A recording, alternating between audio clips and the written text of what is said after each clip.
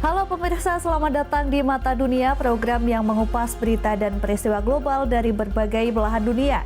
Saya Ajeng Tiara akan menemani Anda berikut berita selengkapnya.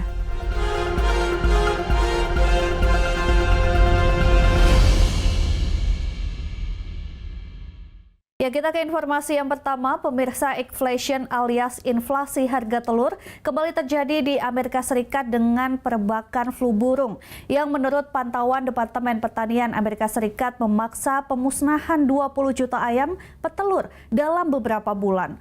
Lonjakan harga ini kembali memukul restoran, terutama yang buka sejak pagi dengan hidangan sarapan. Perbakan flu burung di Amerika Serikat memaksa dimusnahkannya jutaan unggas, termasuk ayam petelur. At this point in time, it's the same problem we've been having for the last 6 months, only now it's more critical. Harga telur pun terus merangkak naik di supermarket, menambah beban bagi konsumen. I couldn't believe it. We just bought eggs, and they were like $11, $12. They were, I saw they ranged from $6 to $8 for just even like a dozen of them. And that was, I even said to myself, I'm like, this is blasphemy, it's just robbery, it's really expensive. Pemilik restoran UMKM pun ikut tertekan. I just hope things change. In all reality, I don't see it happening, but I can just pray for it. Just pray that small businesses like myself weather this storm. Blackberry Cafe milik Sekia di Phoenix, negara bagian Arizona, menyajikan hidangan untuk sarapan. Artinya, banyak hidangan di sini berbahan telur. We were paying $47 a case for eggs. This last week, our delivery was $91 and change for a case. So basically, that's almost 50% increase. Di New Haven, negara bagian Connecticut, restoran Zoe's juga menyajikan hidangan untuk makan pagi. Dan setiap pekannya, restoran ini menggunakan ribuan telur. The prices have gone up dramatically. Just last week to this week, our prices have gone up 15% on the case of egg. From October of last year till now, which is 4 months, we've gone up over 200%. Bila memungkinkan, Peter tak ingin menaikkan harga untuk konsumen. We may have to switch to a different size egg. Another thing they're talking about is brown eggs versus white eggs. Not that I think there's a difference. Sementara pemilik Twin Pines Diner ngaku tak punya banyak pilihan lain. Have no choice because everything else go up, but the eggs, the most we sell here. We have to buy it. Doesn't matter the price. Bukan hanya restoran yang fokus pada makan pagi yang terdampak. Bakery alias toko roti juga tertekan dengan meningkatnya harga telur yang menjadi salah satu bahan inti bagi adonan beragam roti dan kue. I was at Restaurant Depot yesterday and took a peek, and they are up to $106 for 15 dozen, and they were $22 a year ago. We don't like to have to go and buy, retail, but we certainly will. And we have found, especially in the last week, that there's been a couple opportunities where retail pricing has been better than wholesale pricing. Sejumlah restoran dan toko roti UMKM yang membeli telur mereka dari peternakan lokal mengaku tidak terlalu terpengaruh dibandingkan dengan yang membeli dari grosir. Ini karena harga telur dari peternakan lokal relatif mahal. Karena relatif tingginya harga produksi, tapi tidak mengalami volatilitas tinggi seperti halnya harga telur dari grosir. Dari Washington DC, saya Nova Purwadi dan tim VOA. Ya, penahanan puluhan ribu migran di Guantanamo Bay memicu perdebatan sengit di Amerika Serikat. Pemerintah menyebutnya sebagai langkah keamanan, sementara kelompok hak asasi manusia mengecamnya sebagai pelanggaran hak fundamental. Penjara di Pangkalan Angkatan Laut Amerika Serikat di Teluk Guantanamo, Kuba, tengah disiapkan untuk menahan sekitar 30.000 migran oleh pemerintahan Donald Trump. Could increase, yes. It depends, but countries that won't take back their criminals that they sent into us, they sent them to us. They put them into the caravans and they came in. As sure as you're standing there, they were sent by those countries. Then they're going to be met very harshly with sanctions, etc. Penjara ini lebih dikenal sebagai tempat menahan tersangka teroris pasca serangan 11 September 2001. Tersangka perencana peledakan bom Bali pada 2002 Hambali termasuk di antara belasan tersangka teroris yang masih berada di sana menunggu proses hukum selanjutnya. We're leaning forward on supporting the President's directive to make sure that we have a location for violent criminal illegals as they are deported out of the country. Menurut kelompok advokasi HAM, penahanan migran dalam waktu singkat menunggu deportasi adalah langkah lazim dan sah. Namun di Guantanamo Bay, potensi pelanggaran HAM lebih tinggi, khususnya jika negara asal menolak kepulangan mereka. Essentially, the Trump administration is saying that they want to put thousands, perhaps tens of thousands of people into a black hole where they will be, out of sight, out of mind.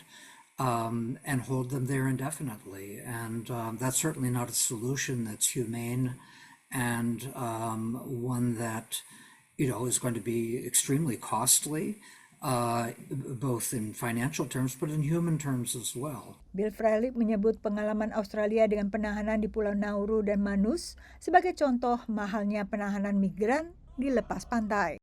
Sebelum menjadi tahanan tersangka teroris, Pangkalan Angkatan Laut Amerika di Guantanamo Bay, Kuba sejak tahun 1980-an juga menjadi tempat pemrosesan migran. Tempat ini memproses puluhan ribu migran saat pemerintahan Ronald Reagan hingga Bill Clinton, lalu kurang dari 100 migran saat pemerintahan Joe Biden. Menurut kelompok advokasi pengungsi yang ingin dilakukan pemerintahan Trump, berbeda dari sebelumnya. Karena dulu Guantanamo hanya memproses migran yang berupaya masuk dari jalur laut.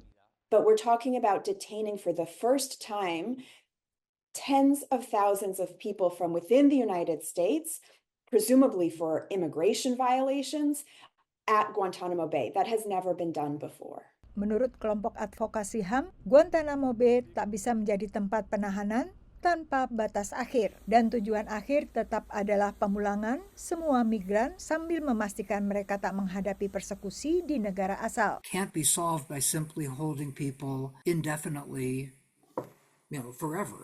You need some prospect that someone can be returned to their home country, and it's just not justified to keep holding a person without any alternative. Pentagon mengatakan sejumlah anggota militer Amerika telah tiba di Pangkalan Angkatan Laut Guantanamo Bay untuk bergabung dengan anggota yang sudah ada. Dan saat ini ada lebih dari 150 anggota militer yang mendukung operasi di pangkalan tersebut. Dari Washington DC, Yuni Salim dan tim VOA.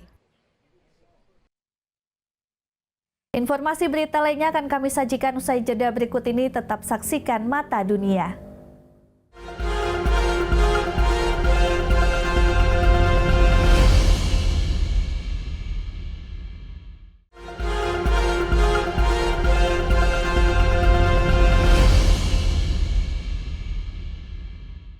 Ya, usulan Presiden Amerika Serikat Donald Trump soal Gaza kembali mengundang kontroversi, yaitu proposal Amerika Serikat mengambil alih Gaza, selain memindahkan warga Gaza ke sejumlah negara tetangga. Trump mengungkapkan usulan itu pada Selasa malam saat bertemu Perdana Menteri Israel Benjamin Netanyahu di Gedung Putih. Saat menerima Perdana Menteri Israel di Gedung Putih, Presiden Amerika Serikat Donald Trump membuat pengumuman yang mengejutkan. The U.S. will take over the Gaza Strip, and we will do a job with it too. Trump melangkah lebih jauh dari usulan sebelumnya untuk merelokasi warga Gaza ke negara tetangga Yordania dan Mesir. Dia ingin mengembangkan daerah itu menjadi apa yang disebutnya Riviera Timur Tengah, mengacu pada nama destinasi wisata pantai mewah. Pernyataan Trump disambut pujian dari Benjamin Netanyahu yang menjadi pemimpin asing pertama yang diterima di Gedung Putih dalam pemerintahan kedua Trump. Reaksi positif juga datang dari rekan koalisi ekstrim kanan Netanyahu di Israel. התוכנית שהציג אתמול הנשיא טראמפ היא התשובה האמיתית ל-7 לאוקטובר. מי שביצע את הטבח הנורא ביותר על האדמה שלנו, ימצא את עצמו מאבד את האדמה שלו לתמיד. Tapi proposal yang sama mengundang kecaman otoritas Palestina maupun warga Gaza. لكن أنا ابن غزة أبويا ابن غزة سيد أبويا ابن غزة إحنا من الأساس أولاد غزة أولاد البلد. Indonesia juga dengan tegas menolak segala upaya untuk menggusur paksa warga Palestina. Donald Trump tidak memberi rincian tentang bagaimana ia berencana untuk menguasai Gaza, area yang porak-poranda akibat perang selama 15 bulan. Ia juga tidak mengesampingkan kemungkinan mengirim pasukan Amerika ke sana. Proposal menguasai Gaza mengejutkan analis. Very surprising, unexpected, but it rhymes with a lot of President Trump's activities since he took office.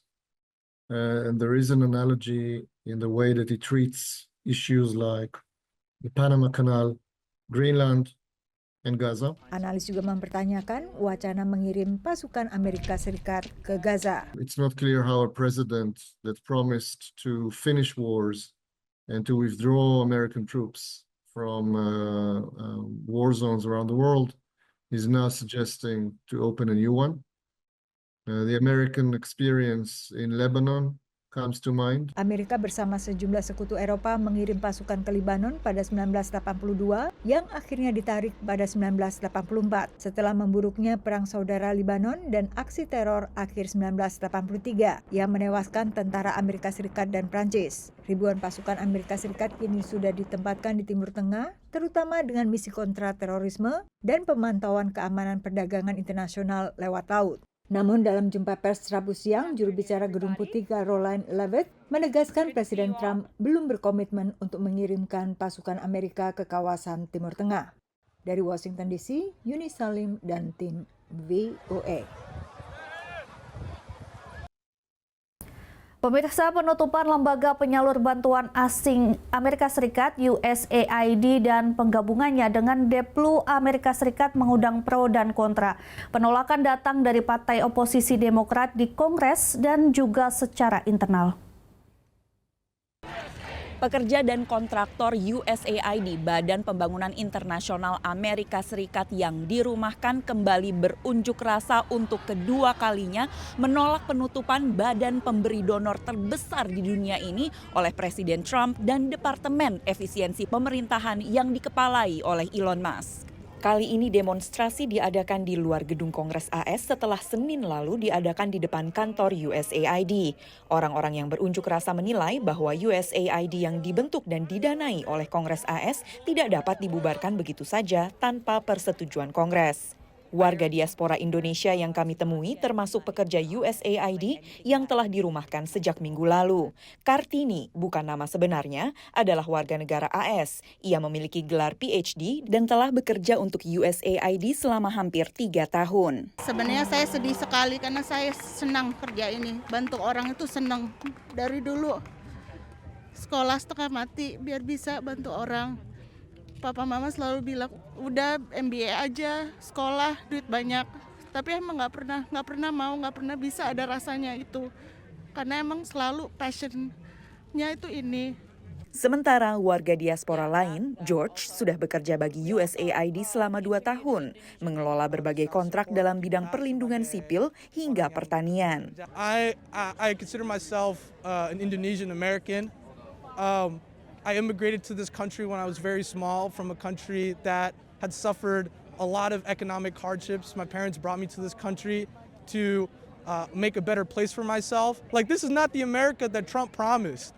This is exactly the opposite, and it's because of Elon Musk. Penutupan USAID dimotori miliarder Elon Musk dan Departemen Efisiensi Pemerintah di bawahnya, dengan dalih efisiensi dan juga mengurangi pemborosan, meski tak diungkapkan jelas apa yang dimaksud.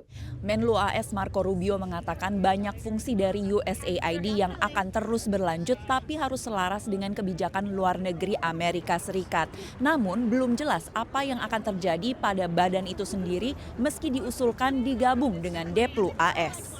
Menlu AS Marco Rubio kini merangkap Direktur Sementara USAID. The attitude that USAID has adopted over the years is, no, we are independent of the national interest. We fund programs irrespective of whether it's aligned or not aligned with a foreign policy. That's ridiculous. These are taxpayer dollars. Pengamat dari Lembaga Pemikiran Konservatif menilai reformasi dianggap tetap bisa dicapai lewat dialog, bukan pendekatan bisnis dengan pemangkasan tanpa pandang bulu yang berdampak langsung pada kehidupan orang di luar maupun di dalam negeri AS. Any thinking person would want the dialogue to come before the policy changes. I mean, I know there's been a dialogue on the campaign trail. Fine, you can keep your promises to all the Americans and the people who voted for you in particular, but do understand what you're doing before you do it. Don't just act in haste and repent in leisure and say, look, we're going to have to make some trade-offs here. We can't afford the same amount of foreign assistance or largesse that we did in past. USAID memiliki lebih dari 10.000 staf di AS maupun yang ditugaskan di luar negeri. Pada 2023, badan ini mengucurkan dana bantuan sebesar $72 miliar ke seluruh dunia, mencakup berbagai bidang mulai kesehatan hingga anti korupsi. Dari Washington DC, Valdia Baraputri, Rio Tuasikal, Nabila Ganinda, dan tim VOA. Informasi berita lainnya akan kami sajikan usai jeda berikut ini. Tetap saksikan Mata Dunia.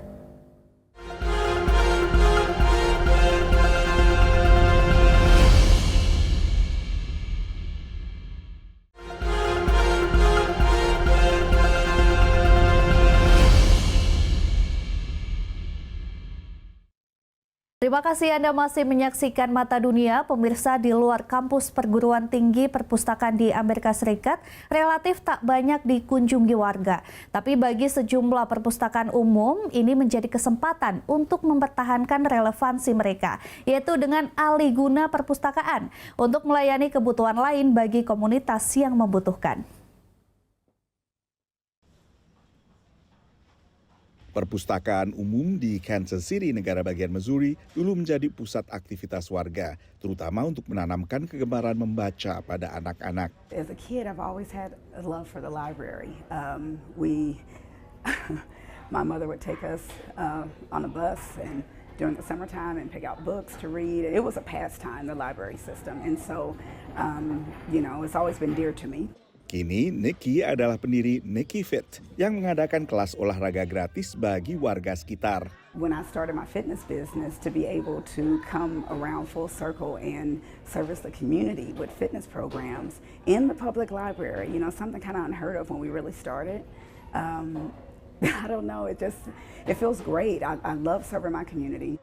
Kegiatan olahraga gratis seperti dipimpin Nikki menjadi salah satu kegiatan untuk kembali menghidupkan perpustakaan umum. That's the beauty of being in the public library and being in the community. The library system has always been one that meets the needs of a community. We are in non-traditional spaces where you mostly wouldn't see a fitness class, for people. And for people to be able to come in and take a class for free is amazing.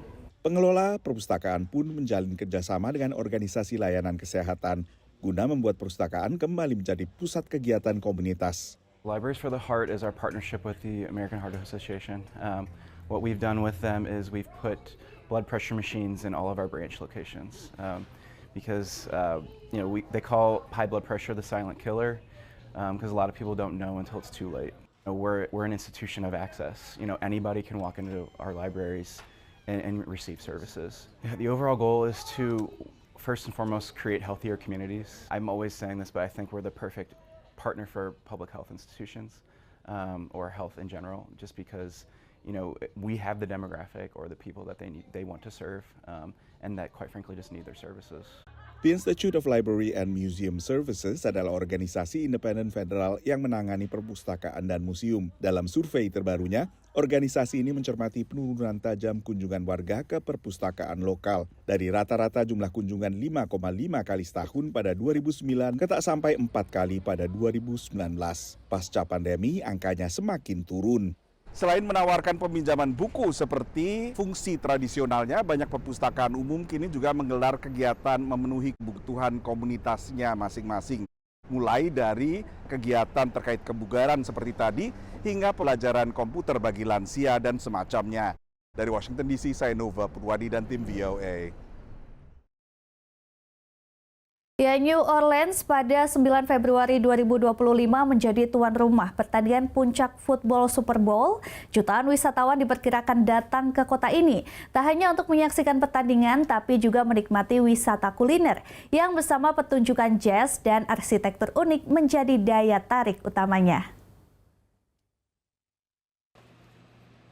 Susan Spicer adalah chef ternama yang telah berkarir hingga ke Eropa sebelum kembali ke kampung halamannya di New Orleans, negara bagian Louisiana. Kini ia menjadi executive chef di restoran bernama Rosedale di kawasan Lakeview. In my mind, it's a casual restaurant with a fine dining mentality. I was in fine dining for 35, 40 years and so there's some things ingrained in me. Susan sebelumnya lama mengasah keterampilan di kawasan French Quarter yang banyak didatangi turis dan menjadi pusat wisata New Orleans. Tapi menurutnya untuk menikmati kuliner New Orleans dan Louisiana, orang mestinya tak berkutat di the French Quarter saja.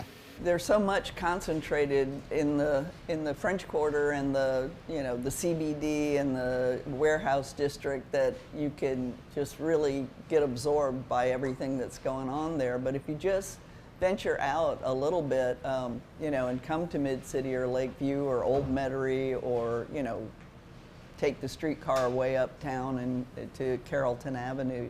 There's a lot to discover. Wisata kuliner di New Orleans mencerminkan perpaduan banyak budaya. Gumbo, sebuah hidangan berkuah yang dihidangkan di atas nasi putih, adalah salah satu simbol perpaduan ini, memadukan masakan Afrika, Prancis, Jerman, Spanyol, dan suku asli Amerika, Choctaw. We make gumbo. Lots and lots of gumbo. When it's cold outside, that's whenever customers start coming in for the gumbo.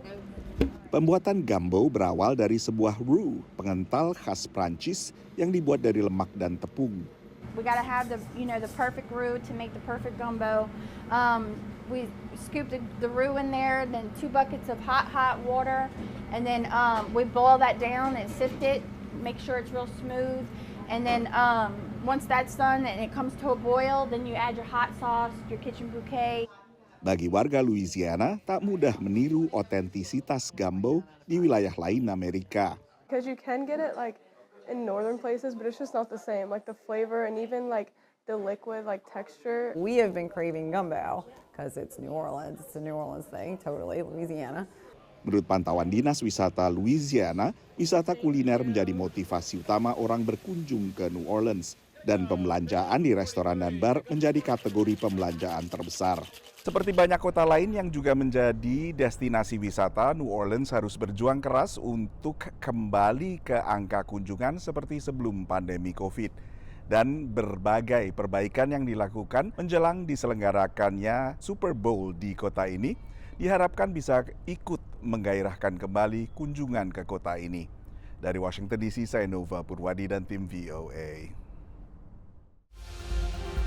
Pemirsa, demikian Mata Dunia kali ini. Saksikan informasi lainnya di Berita Nasional TV. Saya Jam Tiara beserta kru yang bertugas. Pamit undur diri, terima kasih dan sampai jumpa.